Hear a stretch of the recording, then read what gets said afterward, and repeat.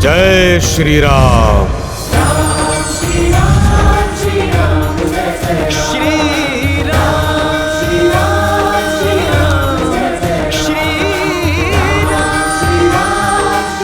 मैं जानता था, आपने देखा, मेरे प्रभु श्री राम की भक्ति हर बाधा से लड़ सकती है।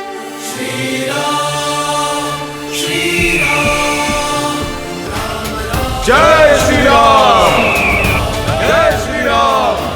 पक्षीराज, आपकी दृष्टि बहुत तीव्र है। अपनी तीव्र दृष्टि से महासागर के पार माता सीता को खोजिए।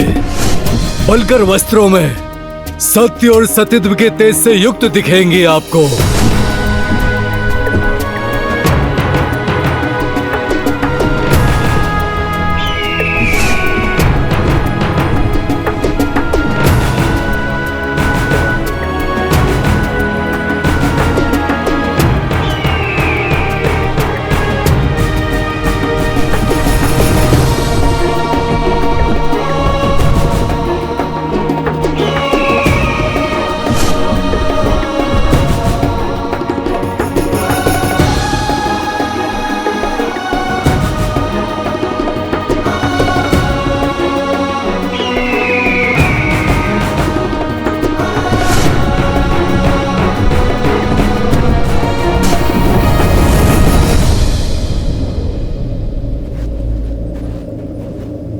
देखा, मैंने माता सीता को देखा।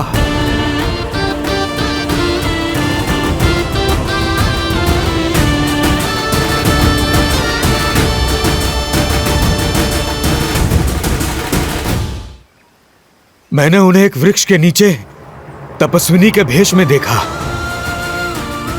उनकी आंखों से आंसू बह रहे थे। मुख पर अलौकिक तेज था। अवश्य वे माता सीता हैं। किंतु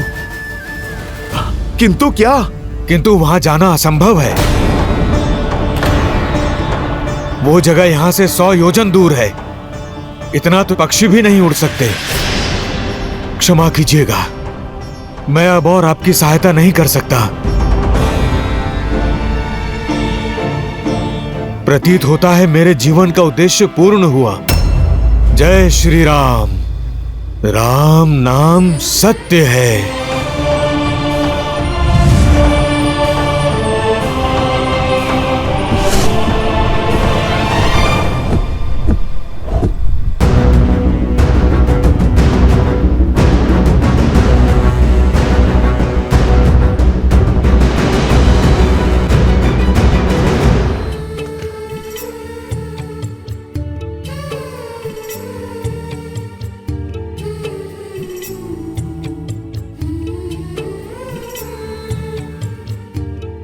दो सौ 10, 211, 212। ऐसे किस विशेष कार्य में डूबी हो सीते? भविष्य में झांकने का प्रयास कर रही हूँ। गिन रही हूँ कि हमारे वनवास में कितने दिन शेष है। देखिए, वर्ष भर भी नहीं बचा। सोए न जागे,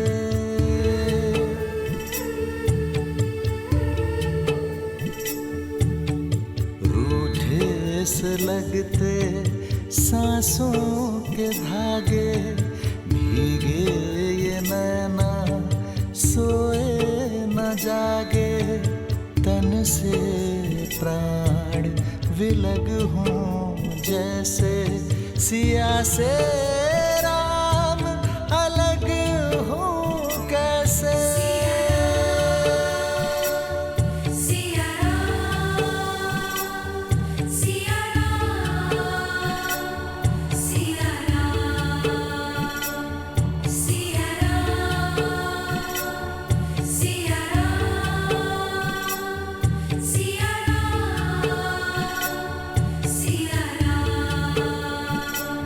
Sierra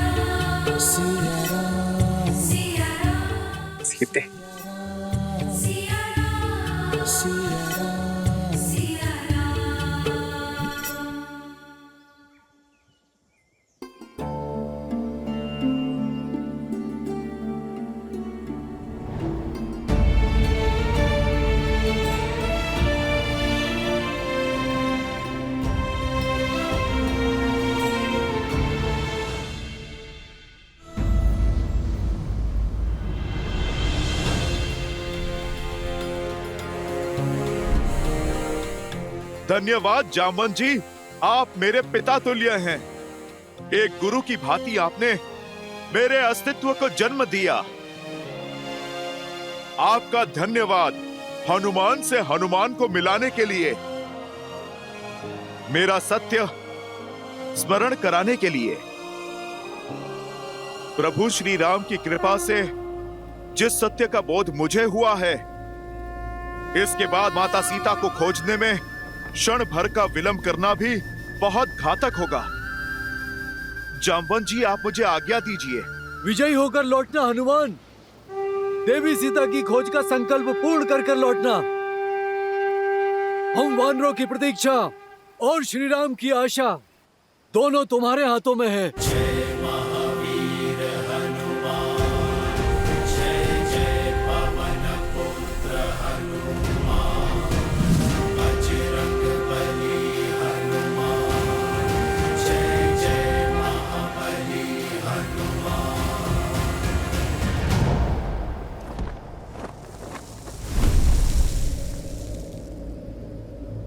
जय श्री राम।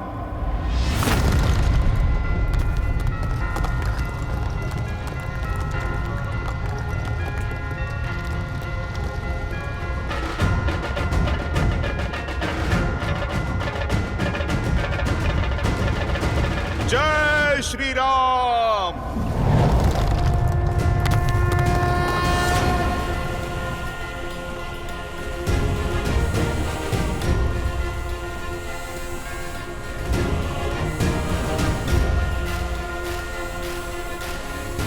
सियापति रामचंद्र की जय। पवन सुत हनुमान की जय। जय श्री राम। जय हनुमान ज्ञान गुण सागर, जय कपीस तिहु लोक उजागर, रामदूत अतुलित बल धामा, अंजनी पुत्र पवन सुत नामा। राम भक्त हनुमान आ रहा है माता सीता।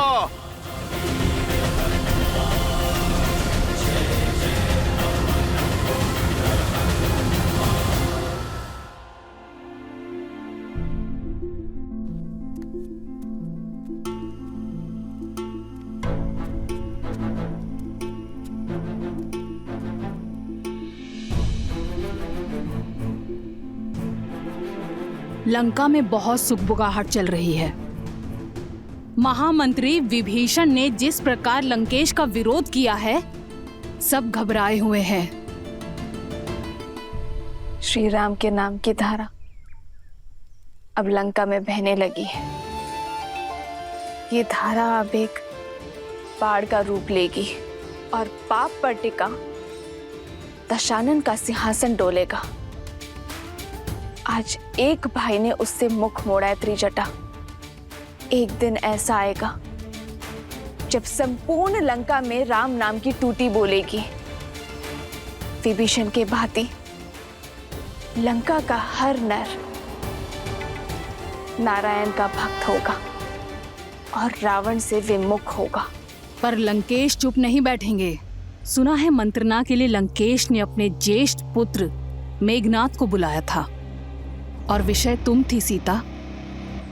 और वो दोनों अक्षय कुमार से भी मिलने गए थे, दशानन का सबसे छोटा और लाडला पुत्र, जिसकी क्रूरता में कोई बराबरी नहीं कर सकता।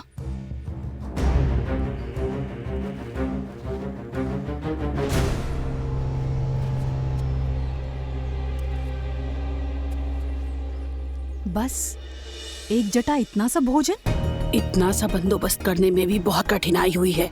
पहरा कड़ा कर दिया गया है, हर पख पर इतनी पूछताछ। ये लो।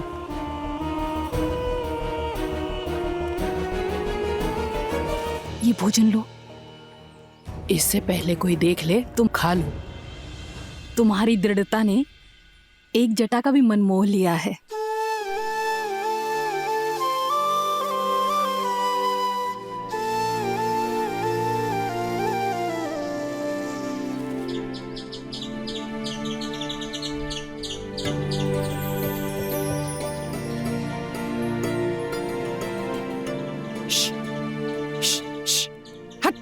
नहीं एक जटा, रुको।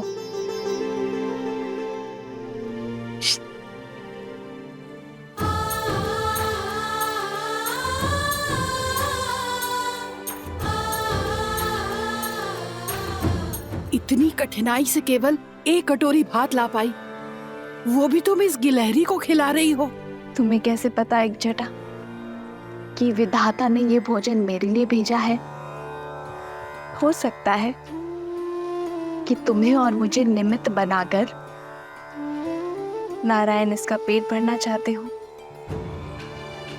पर इतने में से इतना भोजन, प्रेम और श्वास पर इस संसार में हर प्राणी का समान अधिकार है, और ये हमारा सौभाग्य है कि हमें अपना प्रेम और अपना भोजन किसी के साथ बांटने का अवसर मिल रहा है।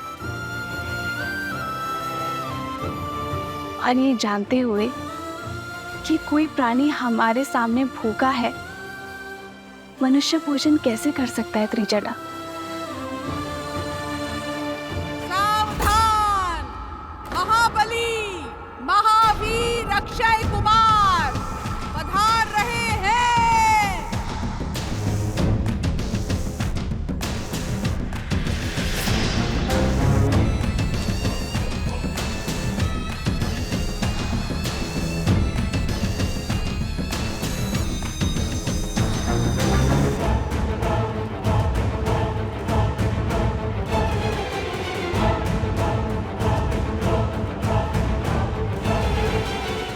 भोजन छुपाओ।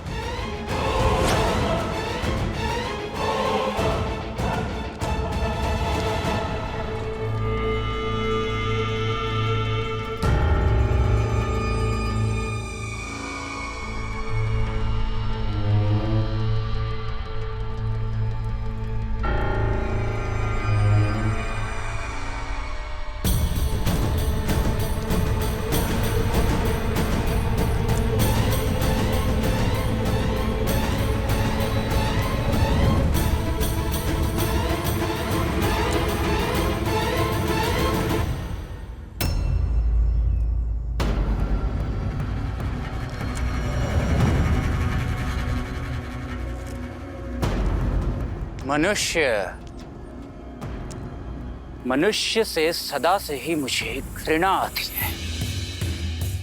कैसे वानरों जैसे दिखते हैं, निर्बल और निर्गुण।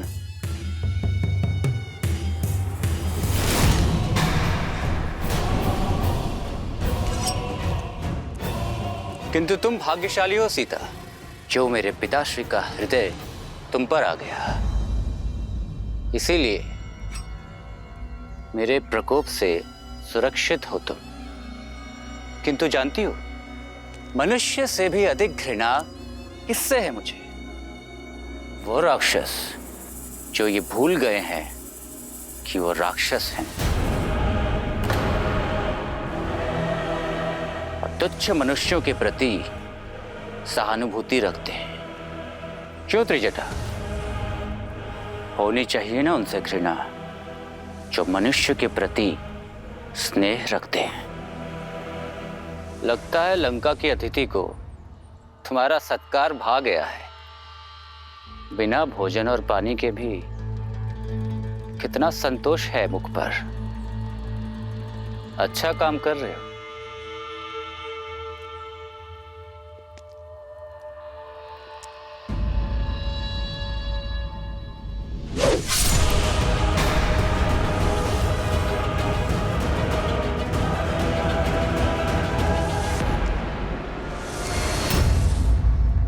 तुम्हारा क्रोध इस बात की पुष्टि कर रहा है, महाराज के आदेशों के विरुद्ध जाकर द्रोह कर रही थी।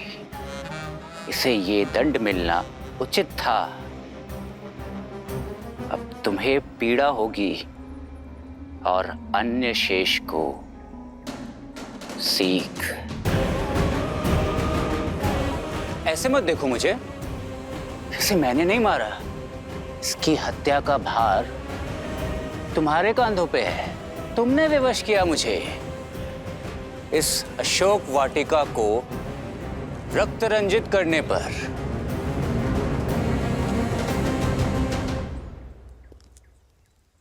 अभी भी इतना गर्व?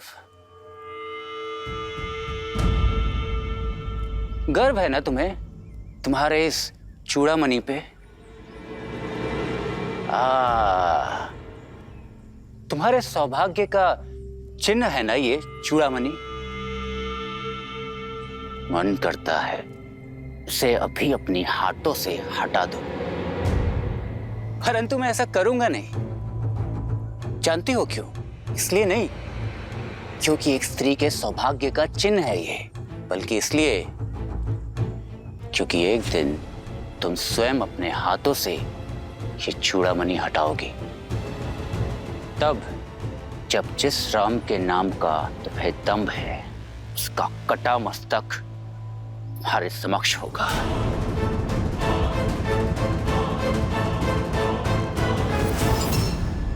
देखने में चतुर हो तो समझ ही गई होगी कि ऐसी हत्याएं और भी हो सकती हैं यहाँ। मरने दो इसको भूखी और प्यासी, और यदि किसी ने इसकी सहायता की तो उसका अंत भी एक जटा जैसा ही होगा।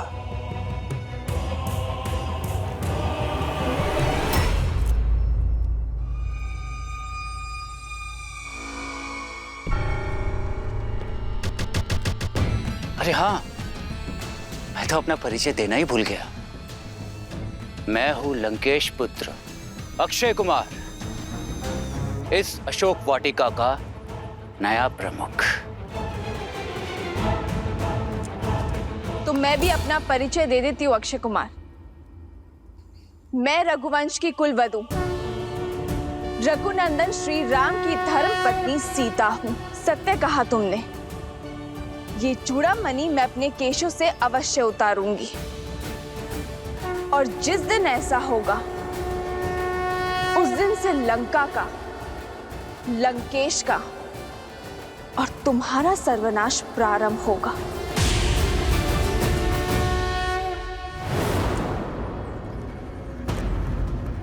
वो दिन कभी नहीं आएगा सीता, क्योंकि उससे पहले ये भूख और प्यास तुम्हें मार डालेगी।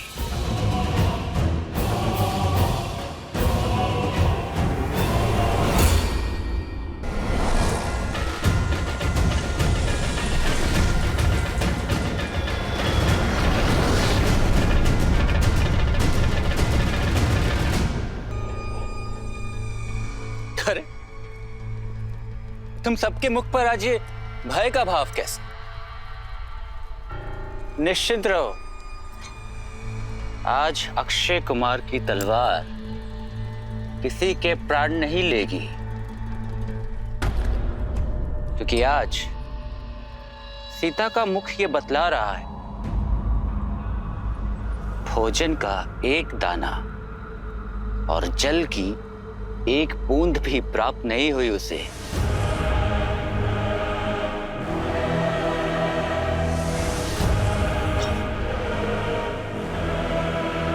आज आंखों में क्रोध नहीं, करुणा लेकर आया।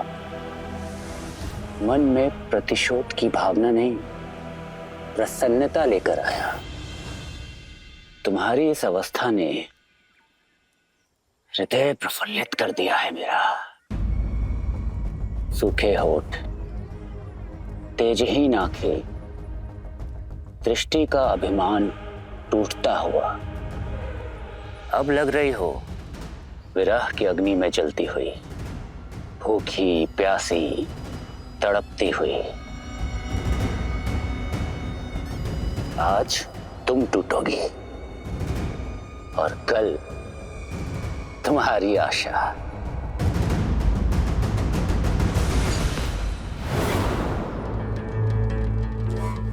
अरे ये स्वर कहां से आया? कहीं तुम्हारा वनवासी पति तो नहीं आ गया? तनिक मैं भी तो देखूं। अरे देखो देखो, कोई आ रहा है।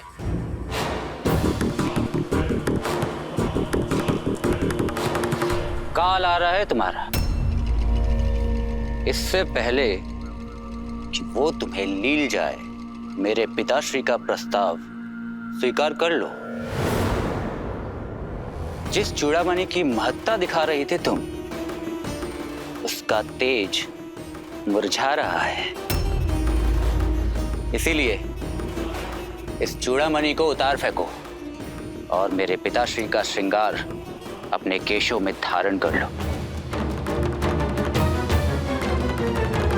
क्योंकि लंका में पग धरने का सामर्थ्य ना तो नर में है और ना ही नारायण में, ना तो देव में और ना ही देवों के देव महादेव में।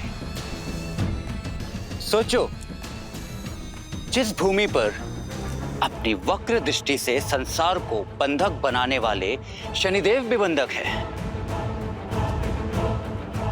वहां तुम्हारे तुच्छ मानव पति का आना भी असंभव है।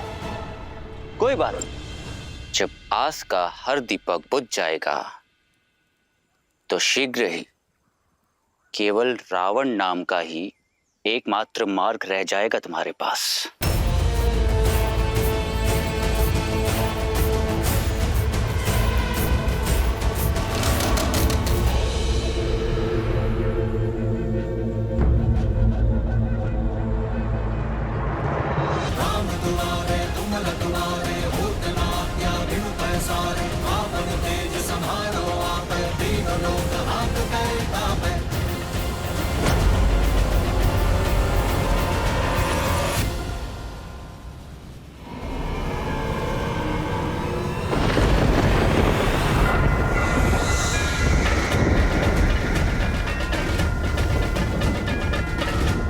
जय श्री राम।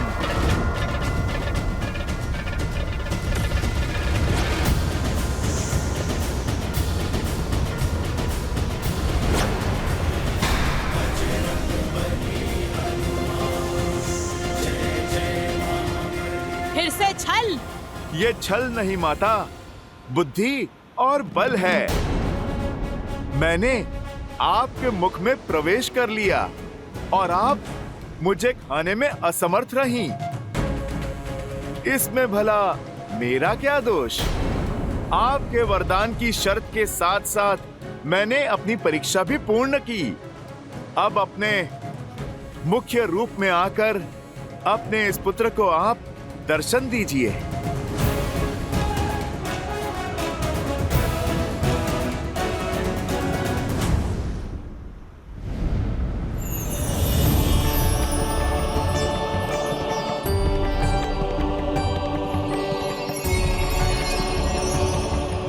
अति उत्तम हनुमान, मैं नाग माता सुरसा हूँ। इस सागर को मेरी आज्ञा के बिना कोई पार नहीं कर सकता, इसीलिए मैंने तुम्हारी परीक्षा ली और तुम अपनी परीक्षा में सफल हुए, अन्यथा तुम आगे नहीं जा सकते। तुमने सिद्ध कर दिया कि तुम बुद्धिमतां वरिष्ठम हो। आप मुझे आज्ञा दे माता, मुझे माता सीता को खोजना है। सदैव विजयी भव पुत्र। जाओ, सफलता तुम्हारी बाट जो रही है।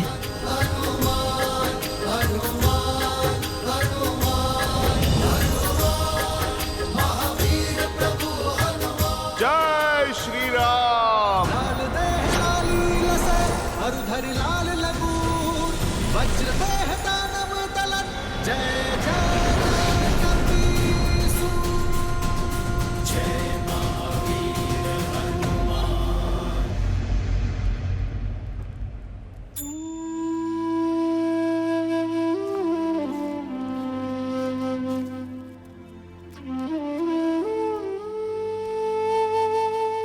बड़ी कठिनाई से ये जल लेकर आ पाई हूं।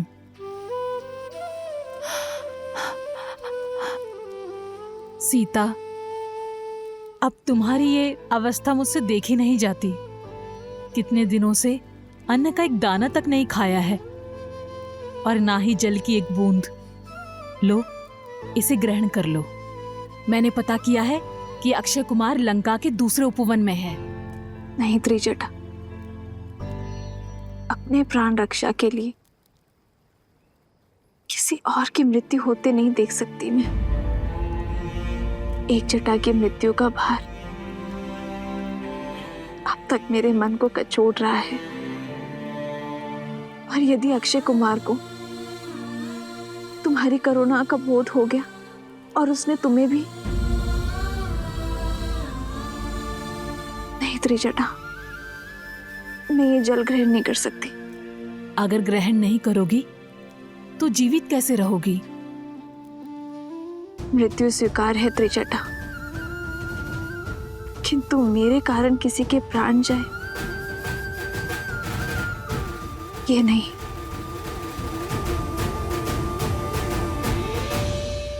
अपनी नियति महादेव के चरणों में सौंपी है मैंने। अब जैसा वो चाहे करे।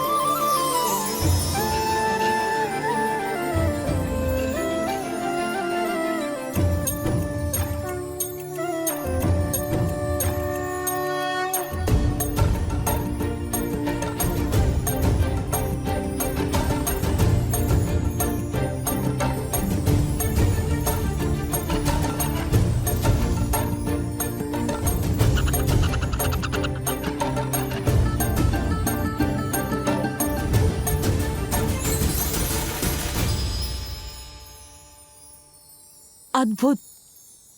ये कैसा दृश्य है? स्वयं प्रकृति ने तुम्हारे लिए भोजन की व्यवस्था कर दी। तुम धन्य हो सीता।